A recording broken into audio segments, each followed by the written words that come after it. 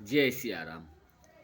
श्रीमद् भागवत भगवान के अवतरण के मूल प्रेरक भी ब्रह्मा जी ही हैं। ये समस्त कल्याणों के मूल कारण है। समस्त प्रजापति ब्रह्मा जी की संतानें हैं। वे अपनी प्रजा संतानियों का सब प्रकार अभ्युदय देखना चाहते हैं। उन्होंने जहाँ अपनी उपदेशों से जीवों को भगवान मार्ग में प्रेरित होने का संदेश दिया, वहीं उनके लिए शाश्वत संविधान वेदों आदि शास्त्रों का भी प्रगटय कर दिया।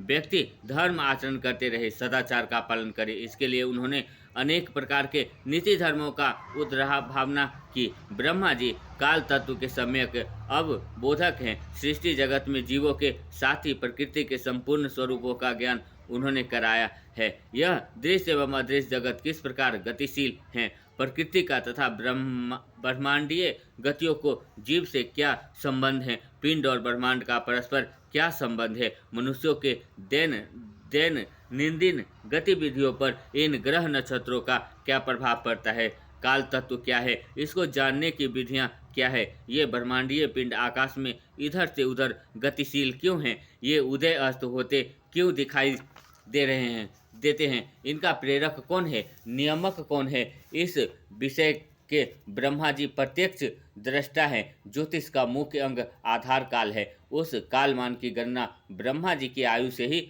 होती है, जो ब्रह्ममान कहलाता है। ब्रह्मा जी का दिन ही इस सृष्टि का समय है। इस सृष्टि में सौर जगत की भी सृष्टि होती है। ब्रह्मा जी का दिन ही कल्प कहलाता है। एक कल्प में 14 मानवतरों का समय होता है। ब्रह्मा जी के दिन के उदय के साथ ही त्रिलोकी की सृष्टि होती है। उनके दिन की समाप्ति होने पर उतनी ही बड़ी उनकी रात्रि होती है। ब्रह्मा जी की परमायु ब्रह्ममान से 100 वर्ष है। इस पर कहते हैं, इस समय ब्रह्मा जी अपनी आयु का आधा भाग अर्थात एक परार्ध 50 वर्ष बिताकर दूसरे परार्ध में चल रहे हैं। यह उनके 51वें वर्ष का प्रथम दिन या कल्प है। ब्रह्मा जी के प्रथम परार्ध में कल्पों की गणना रंतर कल्प से होती है और ब्रह्मा के द्वितीय परार्ध आदि का कल्प श्वेत बराह कल्प कहलाता है। अतः वर्तमान कल्प श्वेत बराह कल्प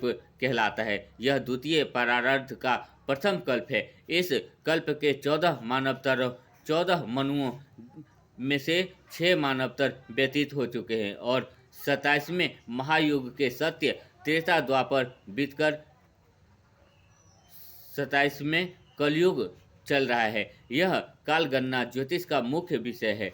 प्रत्येक धर्म कर्म आदि के आरंभ में जो संकल्प किया जाता है, उसमें देश और काल का ही स्मरण किया जाता है। संकल्प में देश के अंतर्गत इस ब्रह्मांड के 14 भुवन, सप्तद्वीप खंड, वर्ष आदि के साथ ही काल के अंतर्गत सृष्टिकर्ता ब्रह्मा के प्रारब्ध कल्प, मानवतर युग आदि से लेकर सावंत, आयन, ऋतु, मास, पक्ष, तिथि, बार, कारण, योग, ग्रहों की गोचर स्थिति तथा लग्न आदि का उच्चारण किया जाता है। इसी प्रकार ब्रह्मा जी की आयु से ही काल तत्व का निर्धारण होता है। अहगन का प्रारंभ कब से होगा, युग का संवत्सर का आरंभ कब से होगा, एक वर्ष का मान कितना है, ऋतुओं की गणना कहाँ से प्रारंभ होगी, ग्रहों का संचार तथा उदय अस्त का निर्धारण कैसे होगा, इसके अधिष्ठाता देवता सृष्टिकर्ता ब्रह्मा जी ही हैं। जय सिया राम।